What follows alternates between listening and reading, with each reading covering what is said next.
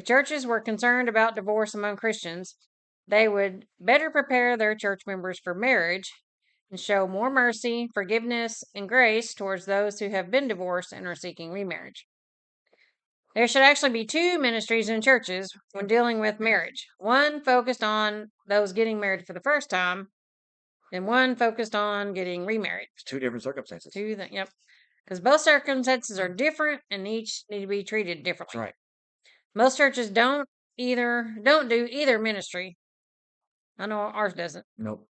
If there is a marriage ministry, it merely focuses on those getting married for the first time, and we don't even have that. Nope. Ignoring the needs of divorced Christians creates many issues. It creates a sense of isolation for the Christians who have been divorced.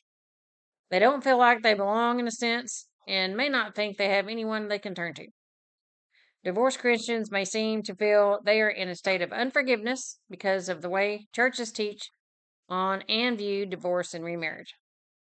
Joey's going to give us a good example of how Jesus showed forgiveness to someone the church today would likely call unforgivable. Yeah, I will. Before I do that, I got a thought about the whole counseling thing. I think it was in one of Ron Dill's books.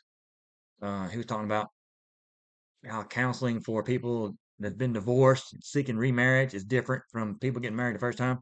And even if you're go to pastoral counseling, if you're getting married for the first time, there's a good chance that a man and a woman who we love each other, we're getting married, and after they go through extensive counseling, they may realize, well, we're not right for each other. Maybe we shouldn't get married. Mm-hmm. But most of the time, probably 90% of the time, couples don't have any kind of counseling like that. If it is just one time, it ain't ongoing to where you sort through all the reasons and the whys and your compatibilities, and to where you get to the point, yes, we are ready, or you know what, maybe we don't need to do this. But it's even more important for people trying to get remarried. And that's where the churches should step in and counsel these men and women who come from other marriages and say, okay, tell me why y'all need to get married. We'll talk about, have you gotten over your other marriages? Are you bringing kids to this? And are the kids ready? And let's get the kids together and let's talk to the kids. And there's just so much that needs to be talked about. Churches don't do it. So guess what? These marriages, people getting married again, they're just as unprepared to get married a second time than they were the first time. All right. Anyway, back to the story of what you would call an unforgivable person. So imagine, if you will, let me set this up. A woman goes to the modern church, any modern church, the non-denominational. Let's say a good old non-denominational, accepting, caring church. Okay, and she's been married 5 times. She walks in there with her boyfriend, and they've been dating for years, and she's been married 5 times, and she wants to be active in the church.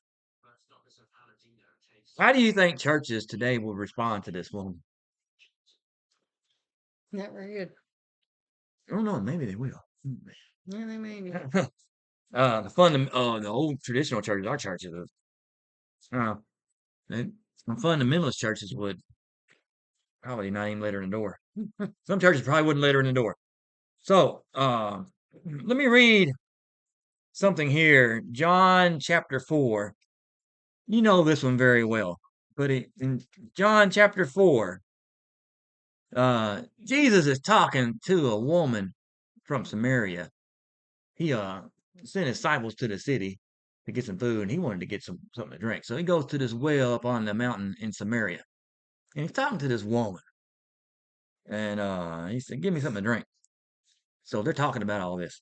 So in verse 16, he says to her, "Go call your husband. Tell him to come here." The woman said to him, "I have no husband." And Jesus said to her, "Oh, you said correctly. You don't have a husband. Currently you don't have a husband, but you've had 5 husbands. And you're with a man now who's not your husband." So he knew, you've had 5 husbands, but you're living with a man who not your husband. And in most churches, they would have said, "Now get out the door." I mean, Is that fair? Hmm. You've had 5 husbands and you've been divorced 5 times, and now you're shacked up with the man. Get out of here. That would have been the end of it. But that's not what Jesus did. That's why I love this story. Um, and the woman said to him, "Sir, I perceive that you're a prophet." And so um,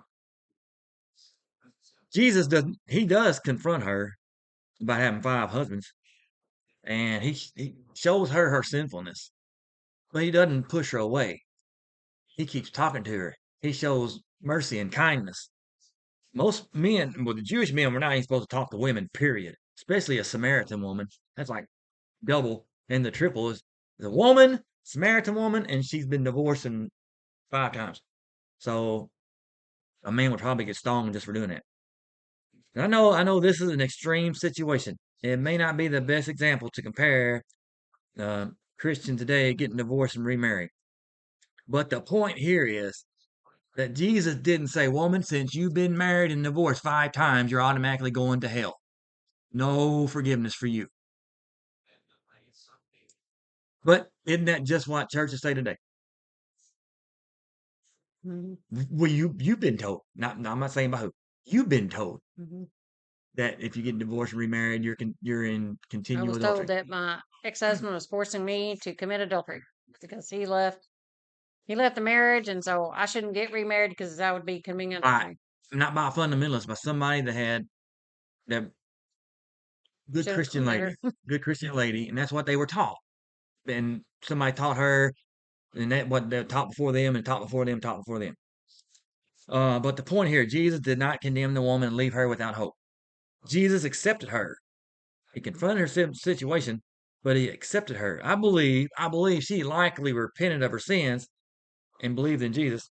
And I draw this conclusion from what the influence she had on the people in the city. Hmm. So if you go on down to verse 39 in chapter 4, from that city where the woman lived that had 5 husbands and was shacked up with a man, the Samaritan believed in him, Jesus, because of the word of the woman who testified. He told me all the things I have done. And when the Samaritans came to Jesus, they were seeking him to stay with them, and he stayed there 2 days. Many more believed because of his word. And they were saying to the woman, it's no longer that what you said that we believe, for we have heard ourselves and know that this one is indeed a savior of the world. So this woman, to me, she got forgiveness, and she gave a testimony of Jesus as the savior to the people of Samaria. And to the point that Jesus stayed with those sinful people. Churches would not allow the Samaritan woman in their church today. I can't think of very many churches that would allow this woman that I've just described into their churches. Uh, you may say that's a stretch. I don't agree with that. Okay, I, I'll debate that, but I still think I'm right. But this is the type of example John writes. I think John's writing this to show the level Jesus extends his forgiveness to. Um, and to me, saying that the woman's been married 5 times, she's had 5 husbands, but she's still forgiven. Divorce is not the unpardonable sin. It's not. Uh, churches must not show approval of divorce. No, churches must not promote or tolerate divorce, but must advocate husbands and wives working through marriages and staying together. But they must also be willing to show some mercy and some grace and some forgiveness, like Jesus did to this woman, um, to divorce men and women, and be advocates for them when they seek God's will in remarriage, and not tell them, "Well, if you get remarried, you're being an adulterer and you're going to hell." They shouldn't talk like that. They should be be advocates for them seeking God's will. And if God's will leads them to remarriage, churches should support that. Churches must lose the attitude and believe that divorced Christians cannot get remarried, and be there to minister to and mentor them in the remarriage process. That's where that counseling and mentorship goes through. And it may take weeks or months for that counseling to be completed. Hmm. and with the hopes that they will have a lifelong marriage covenant that honors God, and like we said earlier, so they can end the cycle of divorce.